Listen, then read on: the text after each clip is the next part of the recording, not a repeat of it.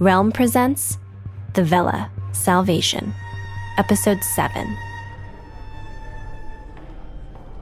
The package came from Planetside, a small cylindrical container carried by a tired-looking major in a wrinkled uniform.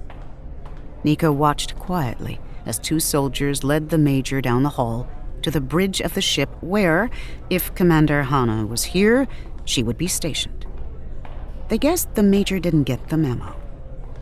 Commander Hana was out looking for exotic matter that didn't exist to open another wormhole back to the old world the Vela had escaped from. And while Niko was definitely for the idea, they knew it wouldn't work. There wasn't any exotic matter left. The star drive was dead. And Uzochi was scheming. Niko had created a new body again since their last disguise, Esoteric, had been found out by Uzochi. They missed their old body. They still hadn't gotten used to this one yet. It felt too tall and too broad. Their fingers were too long too, as they unhooked the door to an electrical circuit board and produced a voltage reader from their pocket. This time, they weren't here as a soldier or a scientist. They were just a normal-looking technician keeping the Vela afloat. Niko had learned from last time. Instead of creating someone new, they took the name of someone who was already here, Sorsha Zell, third-tier ship technician assigned to the Vela on rotation. No family, at least none that Niko could tell from their ID, because they had been a refugee from Eratos. Niko just hoped that no one spoke to them in Alton. They were rusty.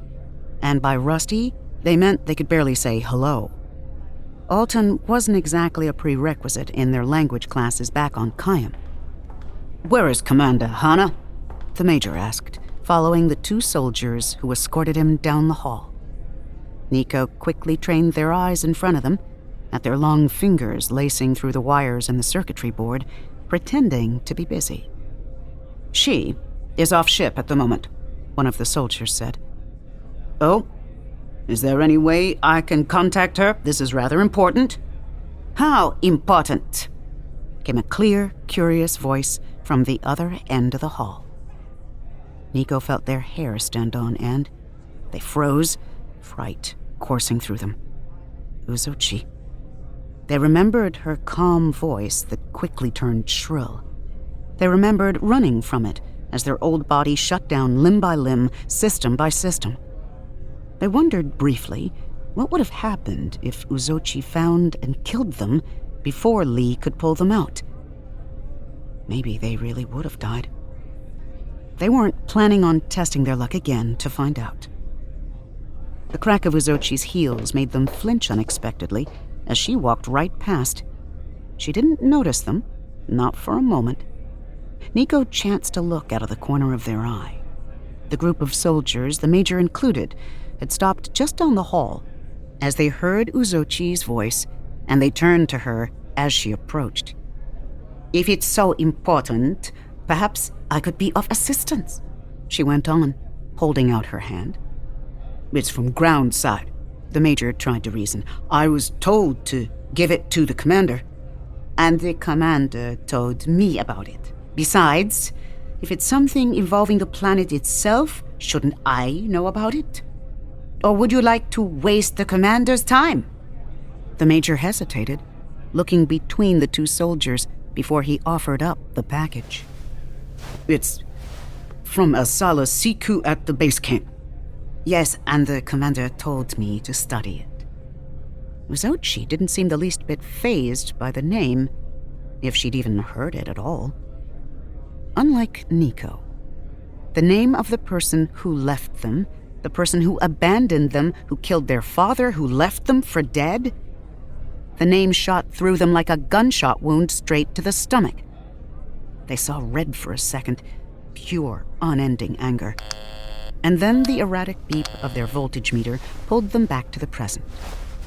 They quickly pocketed the meter and started inspecting the wires for the short that had been reported from engineering. Speaking of which, they needed to go and dispose of their other body before... "What is it?" Uzochi asked, opening the metal container and examining a small tube of something red. She shook it. Dust? Fungi, apparently, the Major replied nervously. toxic fungi. Uzochi froze. And this is on the planet? Everywhere. It's becoming a nuisance. She shook her head. That can't be right. I scanned the planet, compiled information on its terrain before we warped.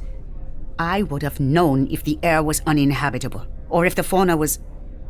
No, this isn't right.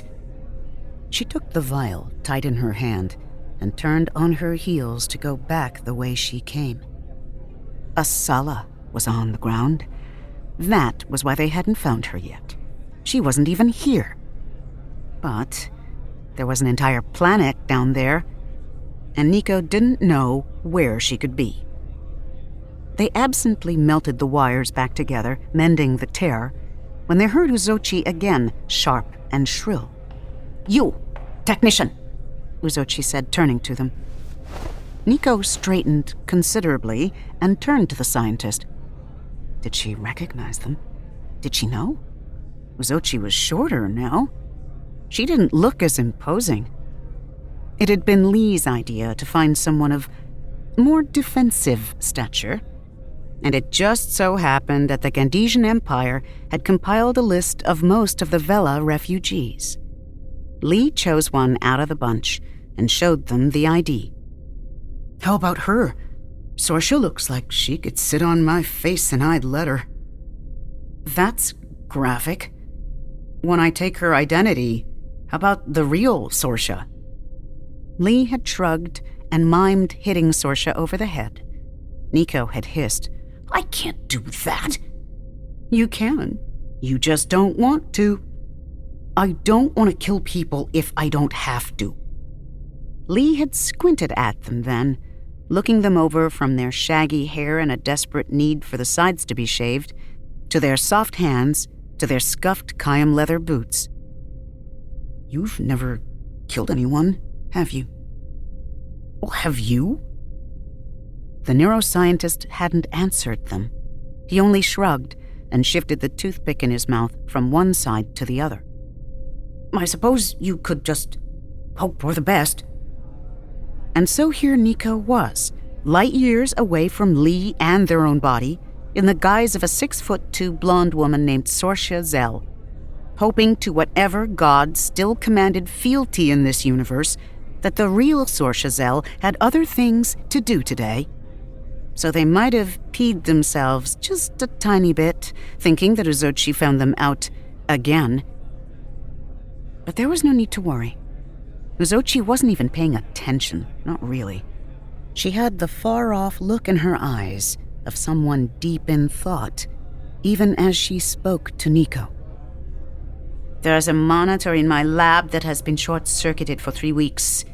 Now, I've demanded your superiors send someone at once, but no one has. I'll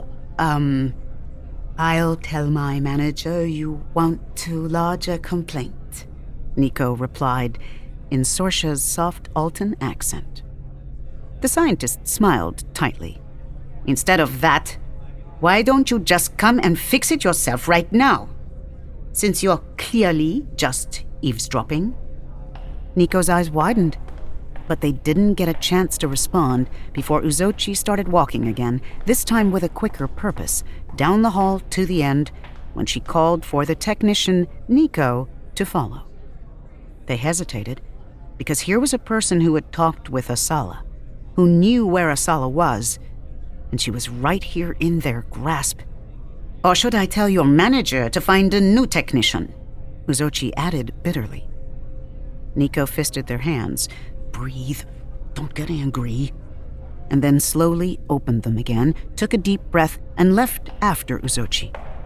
So close and yet so far. But if Asala was on the ground, then there had to be a way to track her, or at least to find out her general whereabouts. But what was more pressing was the fungi. Niko recognized the look on Uzochi's face when the Major said it was toxic. It was the kind of look that flickered across their father's face when something did not go as planned. Annoyance at the unexpected, and something a little more insidious. Dangerous. Niko didn't think Uzochi liked being wrong. They followed the scientist back to her lab sequestered in the innards of the Vela. The last time they were here, they had been in a failing body. They had escaped and hidden in a closet somewhere in engineering. They wondered what that body looked like now. If it decomposed, if it fell apart, or if it simply looked like a shell, a too large plaything misplaced in an iron ship. Uzochi barely looked up from the vial in her hand as the lab doors opened and she stepped in. Her subordinates glanced up at her and gave their hellos before returning to their work. "Aldebaran," she snapped, and a petite man with round glasses looked up from a datapad. Niko froze. It was the same scientist as before. Uzochi's main assistant. Niko waited for him to recognize them before they remembered that they were in a different body, and this was a different day. There was no reason to be nervous, none at all. Uzochi waved a hand at Sorsha.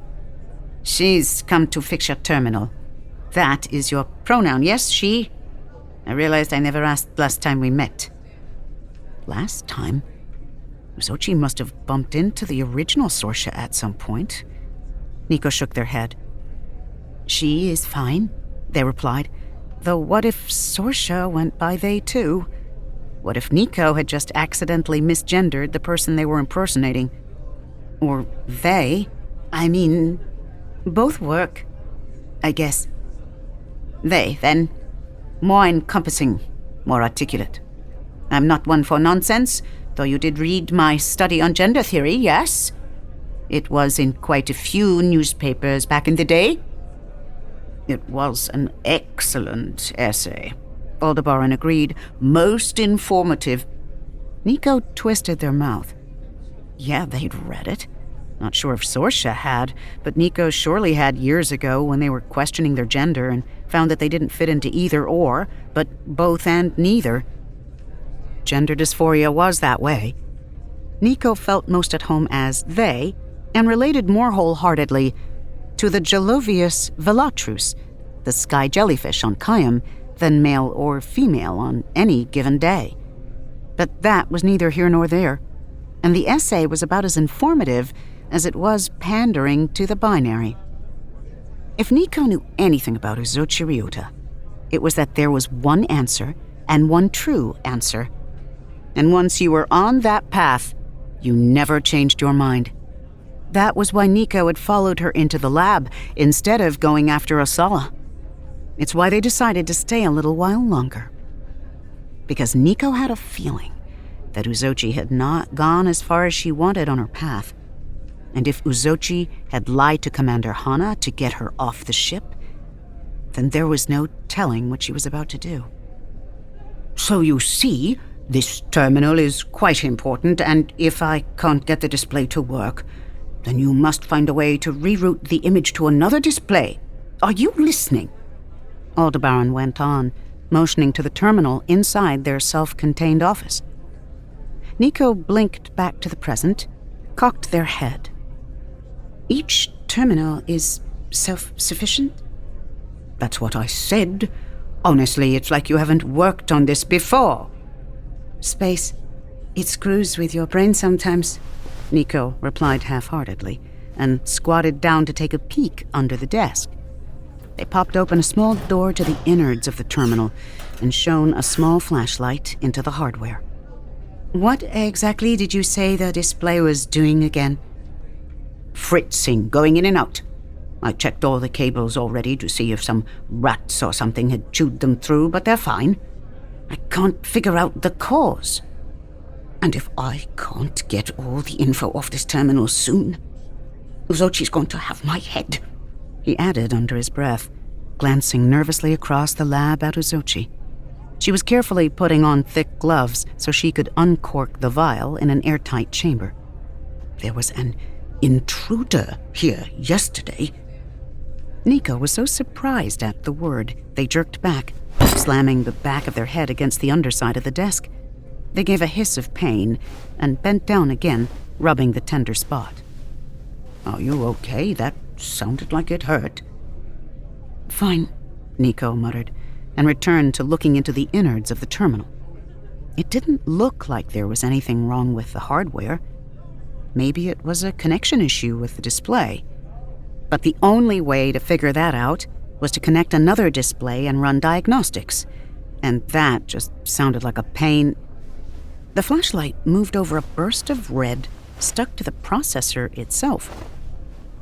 They froze. Anyway, security looked all over. Aldebaran went on with a shrug. Couldn't find him. He looked just like one of the soldiers, Sorsha. It was weird. Weird, Niko murmured, eyebrows furrowing. They reached further into the terminal and touched the strange red dust. It came off on their finger like fine powder. It looked like the substance inside the vial that Asala sent up to Commander Hana. They pulled themselves out from underneath the terminal, their back to Aldebaran. Do people just come and go from groundside? Is there a decontamination process? And even if we did find the spy, decontamination? Aldebaran asked, surprised. What does that have to do with my display? Is there? No, of course not.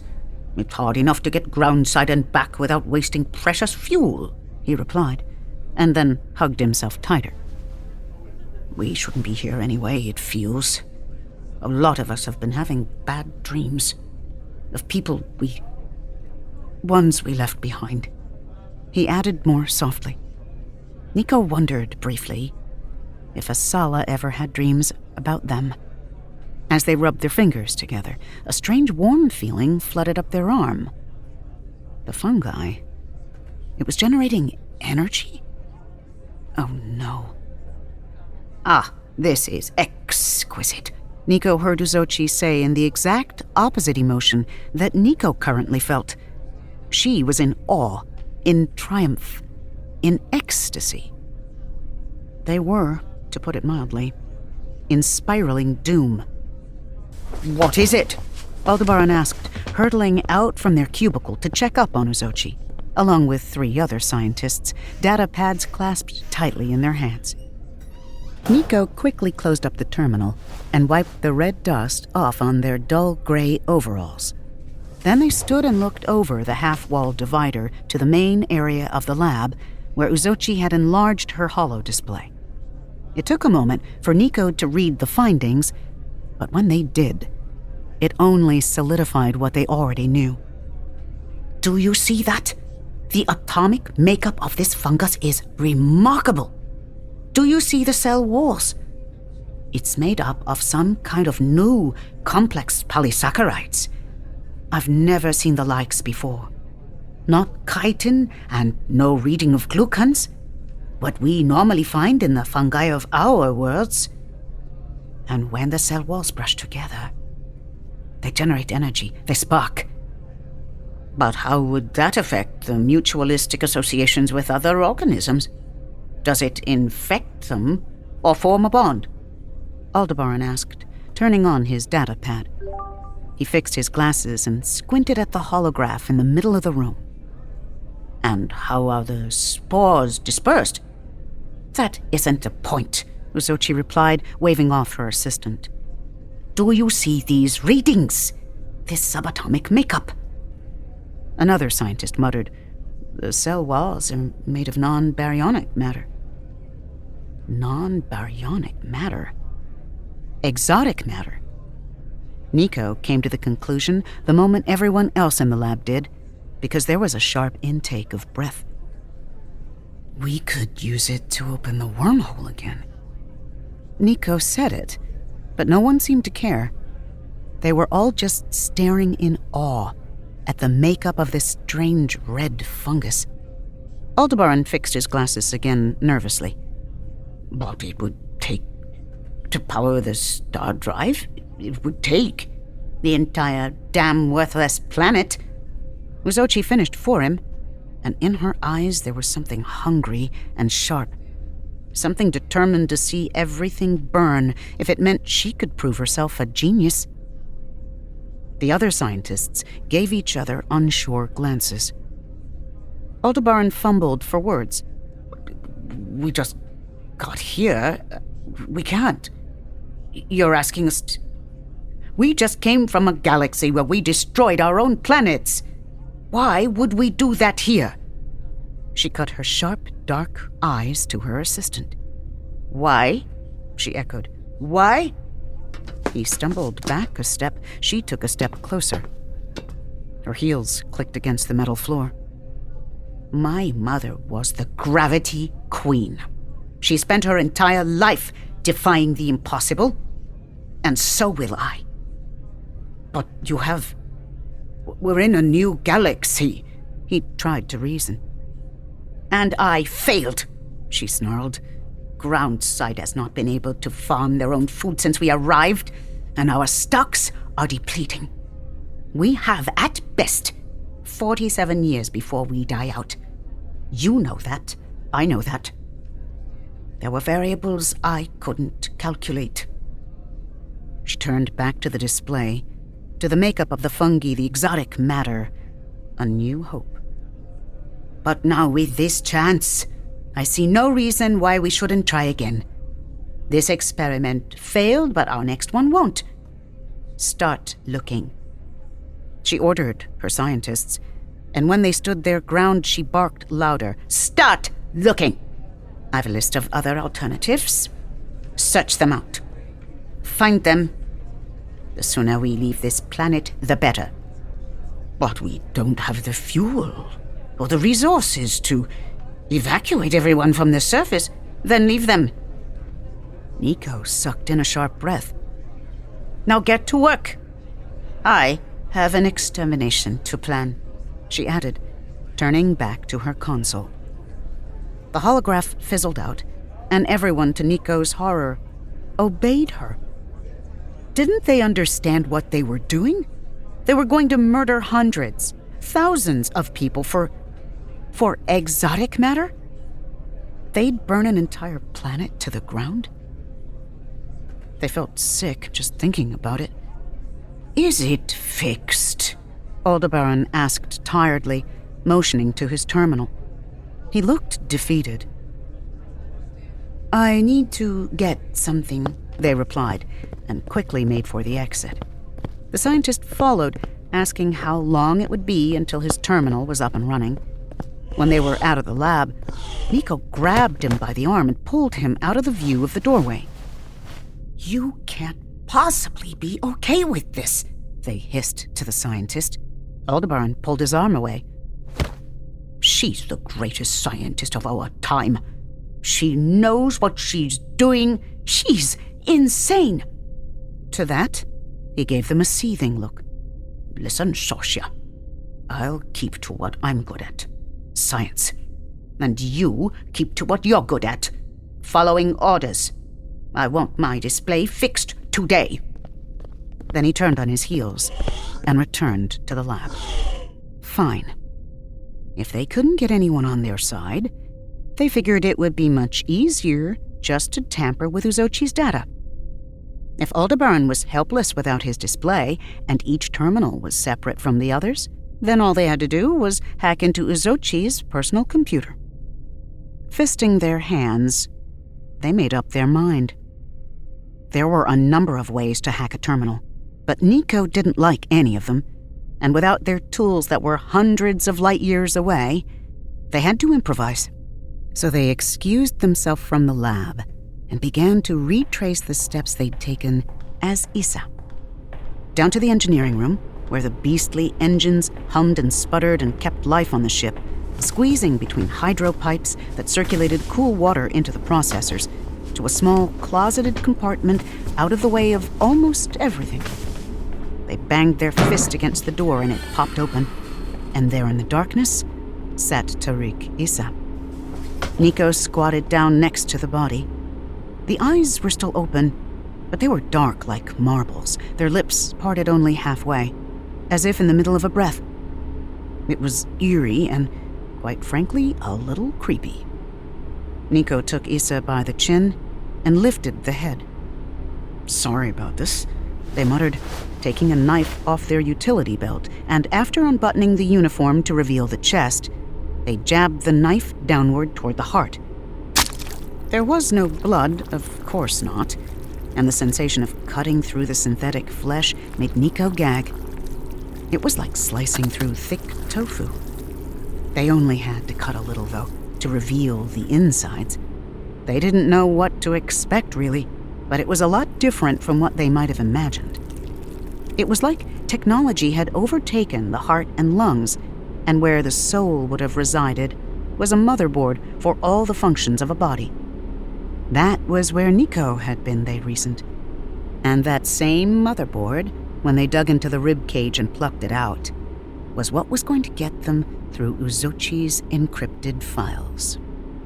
They had messed up when snooping around last night, but they learned. "If you get caught, do it better," their father once said. "Don't keep trying the same thing over and over, expecting different results." They tightened their grip on the motherboard. Now all they had to do was dispose of the body. Niko knew the risk of leaving it in the closet, and they didn't want to tempt fate. Uzochi was already on to them, and they didn't need more reason for her to think there was something amiss. Just as they began to think about how to destroy Tariq Issa, one of the engines gave a loud, guttural moan. The ship was moving. It had to, every few days, to calibrate the engines and make sure the ship kept functioning as normal. Perfect timing. They lifted the body up with relative ease. They really liked the durability of Sorcha Zell, strong and tall and sturdy, and carried it over to the engine in question. It made the ground vibrate the closer they came to it. There was an emergency panel near the bottom right corner, if they knew their engineering, and they did. They shifted the body onto their shoulder and dug their fingers into the metal door to pry it open. Hot steam rushed out, and they quickly shoved the body into the fiery, turning vortex and then closed the door again, gasping for breath. Their skin felt raw from where the steam had brushed the side of their face and neck. That hurt. But at least the body was disposed of, and absolutely biodegradable, which was a plus. The small radio on their lapel crackled, and the impatient voice of Uzochi came through. Did you find the part you were looking for? One of my assistants needs to use his workstation, and we can't research optimally until he can. "Yes, I found it," Niko responded. "I'll be, right there." They took the motherboard out of their pocket and flipped it over in their large hands. Because they had a choice here. They could go back to the lab and fix the screen and not worry about whatever monstrous ideas Uzochi researched. They could leave on the first shuttle to the ground side. They could find Asala, demand her answers, then leave. But Niko never had been very good at being selfish. It was what separated them from Asala. It separated them from the other students in their class, from their own blood brothers. Niko had a heart that beat for other people. And once upon a time, their father warned that it would get them hurt. He was right, of course, but Niko never listened. They breathed in a long breath, pocketed the motherboard again, and started out of the engine room with renewed purpose. They would stop Uzochi, or at least stall her.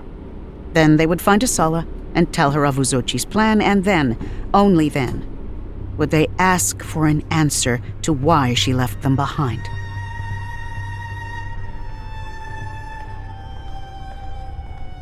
It was a solid plan, for the most part. And best yet, this body wasn't failing them yet. No weird twitches, no droopy eyelids. Though, if they were a good enough judge of time, they figured that would start happening soon. They hadn't paid attention to how long they were in the last body, and time seemed a little wonky anyway, since they didn't need to sleep. Niko just had to last long enough to hack through Uzochi's computer, scramble some data around, and get off the Vela before anyone found out. Easy. Niko just didn't expect to run into the real Sorcia Zell on the way back to Uzochi's laboratory. It was in the elevator back up to the 47th floor. The doors eased open, and there was the real Sorcia, light blonde hair gelled back, black lipstick across her upper lip, a toolbox under one arm. Sorcia Zell's eyes widened. Niko's did too. They began. You look... Sorcia Zell ventured, then frowned. Ma never told me I had a twin. Niko forced a laugh. Well, what a shock! And to their surprise, Sorcia Zell laughed too. Indeed. Niko curled their hand into a fist and sent a punch right into the middle of Sorcia Zell's face. Her eyes rolled into the back of her head, and she fell to the ground. Niko grimaced. Sorry about that. You've got quite a punch, they added, shaking out their hand. Then, making sure that there was no one around to see, they dragged the unconscious technician into one of the utility closets down the hall and propped her up on one of the stools. Sorcia Zell would be out for a while, and hopefully by then, Niko would be well on their way to the surface of salvation. They closed the closet door just as a group of refugees passed on their way to the mess hall. Niko blew out a sigh of relief, nodded to the group of people, and left back toward the lab, where Uzochi was talking softly into a recording device, circling a tube with the airborne particles of fungi inside of it. She didn't even look up as Niko made their way to Aldebaran's terminal and fixed it. The problem was a loose connector between the display module and the terminal. They could have fixed it in their sleep. But they didn't need to tell Aldebaran that. From the other side of the lab, Uzochi muttered something to herself, slammed her fist on the power button to turn her monitor off, and left the lab with a swift click of her heels. The other scientists let out a breath of relief, gathered their things, and quickly followed. It was dinner time, after all. The display popped to life, and Aldebaran, eager to leave too, gave a small sigh of relief. Thank the stars I won't be spaced today. Uzochi would space you? I'd space myself, he replied, grabbing his coat from the back of the chair. But now there's no need to. He slipped his coat on and buttoned it up, starting at the bottom. He paused, glancing around to make sure no one was left in the lab, and when he didn't see anyone, he asked, Sorcia, I have a question. Niko chewed on the inside of their cheek. Couldn't he just leave already? What? Are you having weird dreams too? Made bodies didn't need sleep, but back in the old world, in their old body, they had nightmares almost every night of the darkness swallowing their father's ship whole, and the wormhole closing, leaving them alone, all alone, in the universe. Niko just shrugged. Maybe a little. Then, because they were curious, they asked, What kind of dreams? Of the people you left behind. Trick question. Sorcia Zell didn't leave any family behind. Niko told him as much. Ah, guess it must be easier for you then. He gave a small laugh. They keep talking to me in my sleep, but it feels so real. Do you think... But then he shook his head. It's stress and anxiety, that's all. Thanks for fixing my display, he added, and then left Niko in the lab. Alone. Finally. They quickly closed the terminal door and hurried over to Uzochi's computer. They hooked up the hard drive they pulled from their old body and booted into it. They never thought they would rely so heavily on their hacking skills, and they were never so glad of their data analysis background in their entire life. It paid to be part of domestic intelligence, Niko realized. Maybe their father knew it would be good for them to learn how to bypass high-security walls and steep passcodes. It was easy for Niko. Much easier than fighting. They accessed Uzochi's files, her data on the fungi, the computations for how much burn it would take to make enough exotic matter to power the star drive again, and realized that even if they tampered with the data, Uzochi would probably figure out the miscalculations before they could go groundside and find Asala. No, Niko needed to buy themselves more time. So they did something that actually physically pained them. They deleted the whole damn drive. And just as the bar filled 100% complete, they felt a hand grab their shoulder and spin them around, revealing Uzochi's enraged face. Niko didn't know what to do until Uzochi had already pulled the dagger and embedded it deep into their gut. Uzochi saw the imposter's eyes widen. She saw the life in them flicker, but they did not go out. She pulled the blade back, and there was no blood. Her mind raced. Impossible. Impossible. This is impossible. What are you? She whispered, and the monster hesitated a painful breath. Alive, yes, but not bleeding. So not alive. Synthetic? An AI? She wasn't talking to the intruder, but at the intruder, guessing what it was as it stumbled back, footstep by footstep, clutching the hole in their stomach that did not bleed. But then who is controlling you? Where are you controlled? What controls you? The imposter gritted their teeth, stumbling back. I control myself, they seethed, and before Uzochi could stop them, they smashed their hand through the tube. The glass shattered. It should have cut their hand, made them bleed. But as Uzochi already knew, the imposter that was not Sorcia Zell did not bleed. And I won't let you hurt anyone else. You? Who are you? Uzochi asked, her eyes wide. Are you with the rebels? Are you controlled by their flagrant lies? I brought you here. I brought all of you here. Instead of worshipping some deity or some fungus, you should be worshipping me. They should fear you, Niko snarled. Uzochi's eyes were wide with madness. She drew the dagger high. Yes, they should. She plunged it deep into Sorcia Zell's brain. So deep, the lights in their eyes went out. So deep that when she twisted it, the body gave a jerk and slumped to the ground.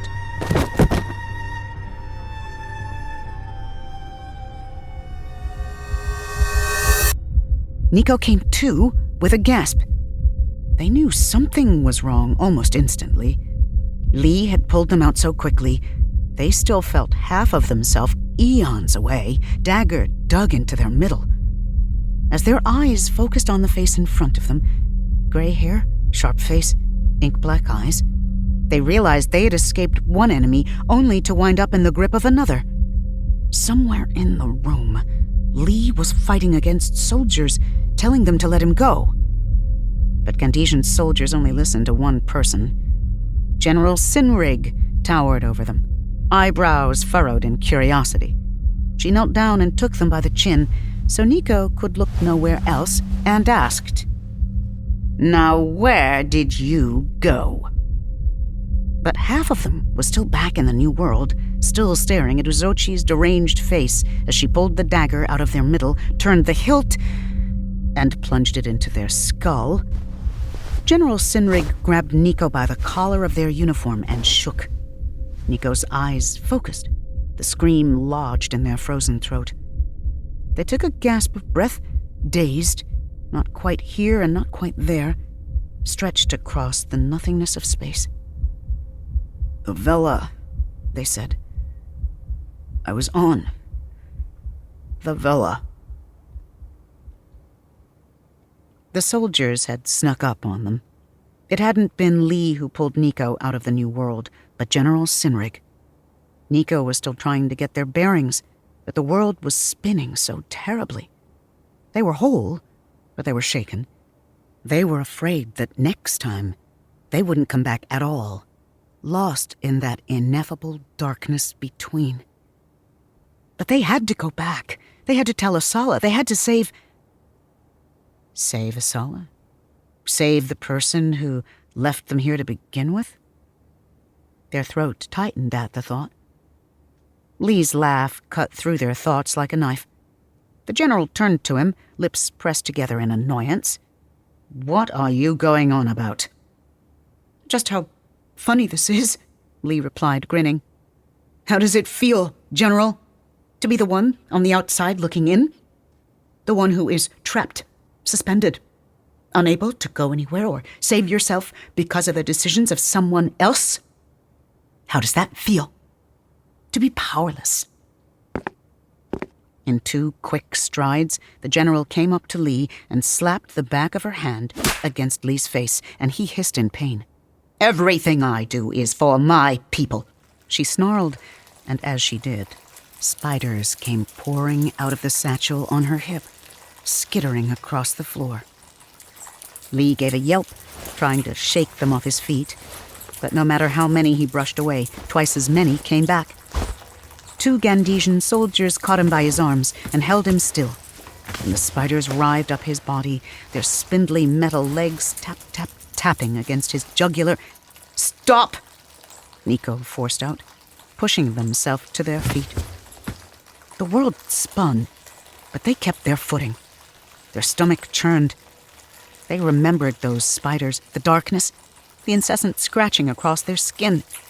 It was enough to make them tremble. Don't hurt him." General Sinrig gave them a curious look. "And why not?" Because Niko didn't have anyone else. Because their 2 blood brothers didn't care if they were dead or alive, and their step-siblings barely knew they existed, and their father was dead. Because their best friend deserted them on the wrong side of the wormhole.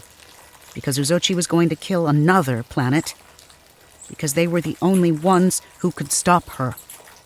But most of all, because Niko realized that the only guilty ones were the ones who stood around and did nothing, who watched suffering, who never stopped it, never tried. Niko stood a little taller.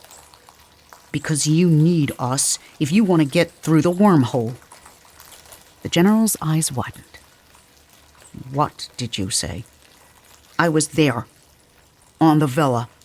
I know how to get there. Lee and I both do." They held out the Neuro crown. "With this." "Niko," Lee interrupted, giving them a strange look. "Don't." They gave Lee an imploring look. "Trust me," they tried to say with their eyes, and Lee pursed his lips together. But then he gave a short, curt nod and turned his gaze away. Niko took a deep breath and added, "But you need us to work it. We're the only ones who can. It can't be that hard. Do you know the coordinates to the Vela? If you don't, your consciousness could go spinning out into space. You might never return." General Sinrig narrowed her eyes. "Is that so? Would I lie to you?" "I would hope not," she replied, and made a motion to the spiders swarming around Lee. They crawled higher across his neck. He tried to scream, but they swarmed into his mouth and gagged him. "I made sure the last person who helped you regretted it until her dying breath." A cold chill fell across their spine. "Soraya." Niko's mouth went dry. "I'm not lying. We hack a 3D printer on the Vela and program it to create a doll of sorts. And then you put on the neuroband and you're uploaded into it. But you need me for the coordinates, and Lee's the only one who knows how to operate the neuroband. Without us, you'll die here. You'll freeze here. I hear it's a bad way to go." Something not unfamiliar flickered across the High General's eyes.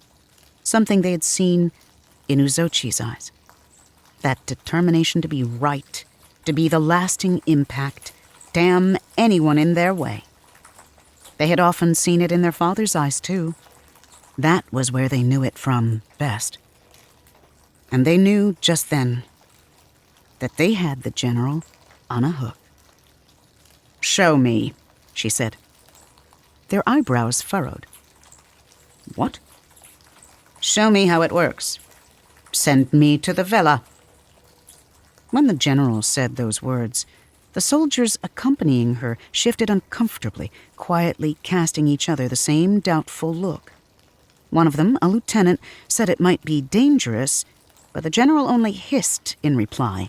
The lieutenant quieted. Niko and Lee exchanged a look. Are you sure? Trust me. What will you do? Trust me. And so Lee did.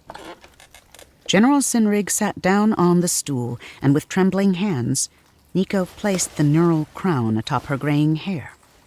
Then they moved over to the computer and typed in the coordinates, the same ones they memorized while the spiders swarmed over them, the numbers that kept them sane. But then their fingers slipped on the last number. They added a 1 instead of a 4. If Lee saw the change in coordinates, he didn't say anything. He didn't even look at them. It was best that way. Then if things went south, Lee could plead to not knowing anything. It was best to not know. It was best if Niko carried this guilt alone. Very well, I am ready. You'll wake up in the engineering sector of the Vela. Commander Hana. Commander? Not for long, the general muttered, and waved her hand for Niko to carry on. Is in charge of the efforts to colonize Salvation. Cute name, but it won't last, she added, and Niko pursed their lips. They counted down. 3, 2, 1...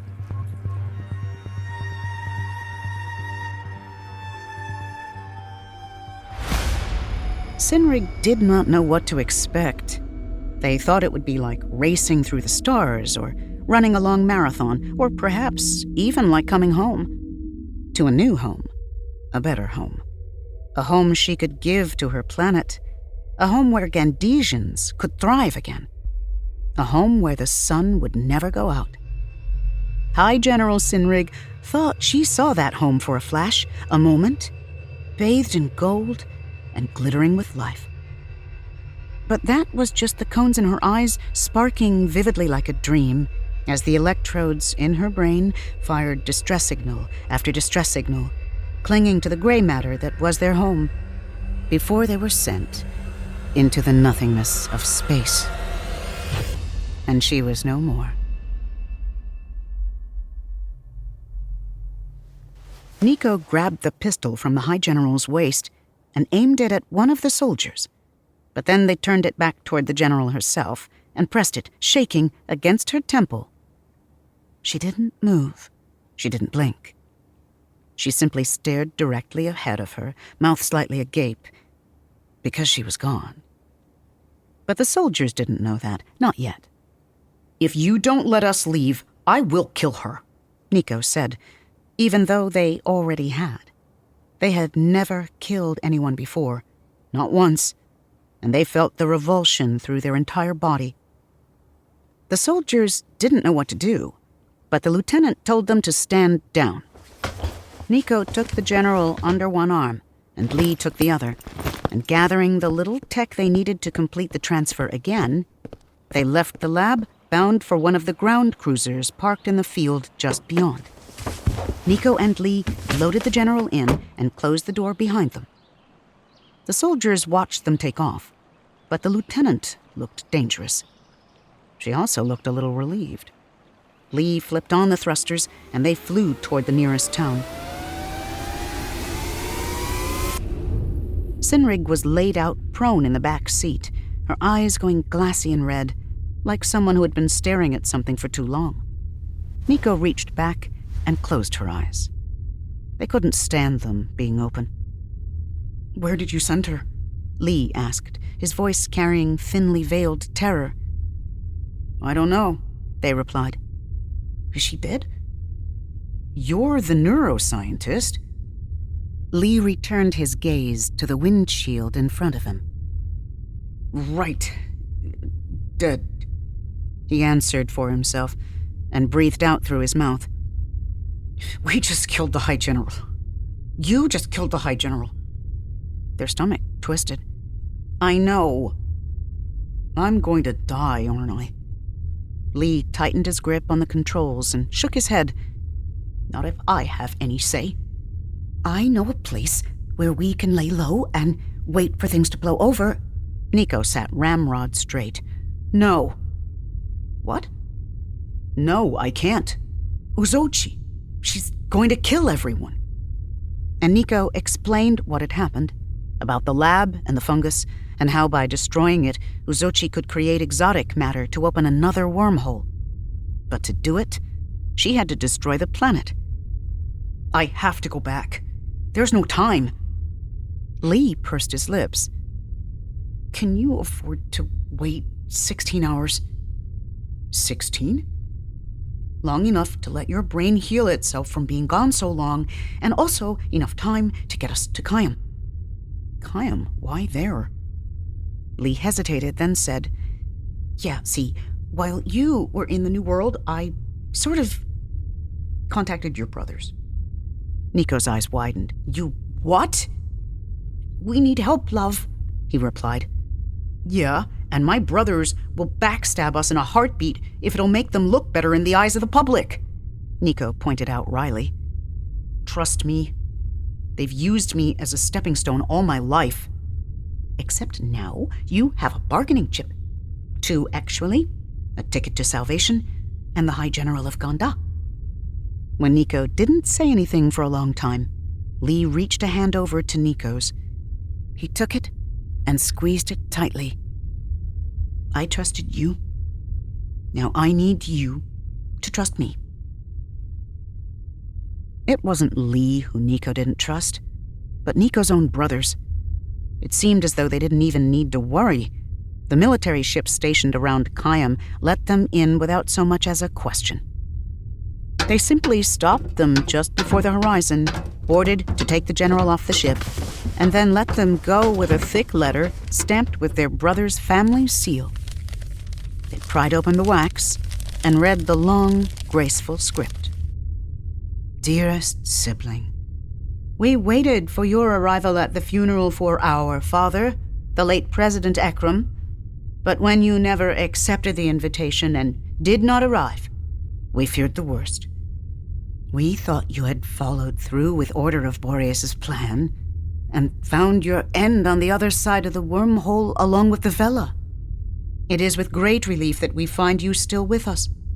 Our father would also be relieved and proud of your accomplishments. With the High General in our grasp, and with the will of our late father still strong in our blood, we will bring a better order to not only Kayam, but all of the inner ring worlds, and end the globalist populace that has poisoned our economy. May you go with the stars, X. Niko folded the letter again, and then tore it in half. They didn't know what they expected from the letter, but that certainly wasn't it. If they knew anything about their brothers, they knew that they would use High General Sinrig as an excuse to start mining Gonda, as they had Hypatia and Aratos, and all of the other Outer Ring worlds. Their siblings would let them freeze over and pretend everything was fine right until the frost crept onto their own front door. And by then it would be too late. There was a small lab on an island in the southern quadrant of Kayam that belonged to Uzochi's partners, long since abandoned and cleared out, used more for storage and black market sales than anything else these days. The computers were still functioning, though, and the lab was cobwebbed, but intact. Lee dusted off the computers and typed in the coordinates, now as familiar to him as Niko themselves, and waited for the ping to come back with contact.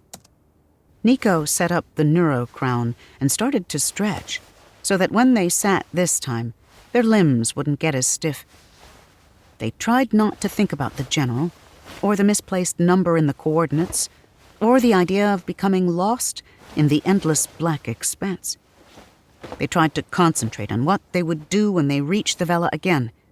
Go groundside quickly, that was for certain. Try not to bump into Uzochi. How do you want to look this time? Lee asked, uploading his own program onto the computer to run the transmitter. Anyone in mind? They looked at themselves in the surface of a terminal, dark shaggy hair, and an undercut grown out too long, tall and gangly, more fit for data analysis than saving the world.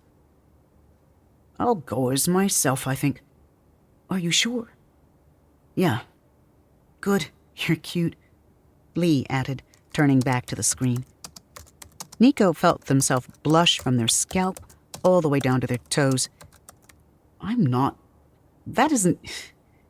You don't really think. I do, love, Lee replied easily. And I think you're really brave. Stubborn, but brave. I am not stubborn, Niko scoffed. You want to save an entire planet from Ryota Uzochi. That doesn't mean I'm stubborn, they replied stubbornly. Lee grinned and shook his head. The computer pinged. He glanced over at it and his grin dropped. Oh, that didn't sound good. Oh, what? He skimmed the data that returned from the Vela. It looks like Uzochi got wind of our plans. She's taken all the printers, both on the ships and the ones on the ground on Salvation, offline. Their heart quickened. All of them? All except one? But it's not in the same network. I don't know who it belongs to. Niko made up their mind. It's good enough. You're joking. We don't have a choice. Print me out there and I'll figure out the rest. You'll be going in unprepared. I know.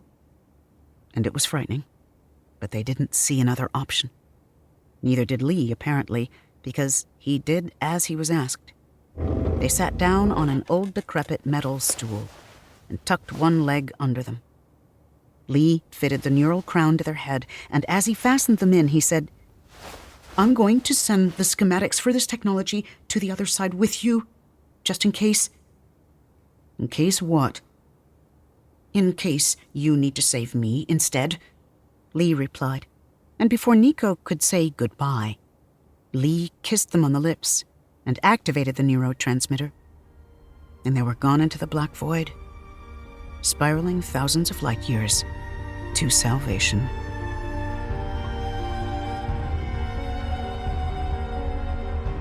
You're listening to The Vela Salvation by Ashley Poston, starring Robin Miles. Produced by Realm, your portal to another world. Realm, listen away. The Vela Salvation is written by Ashley Poston, Maura Milan, Nicole Givens-Kurtz, and Sangu Mendana. It is produced by Rhoda Bilyeza and executive produced by Molly Barton. Audio production, sound design, editing, and theme music by Amanda Rose Smith.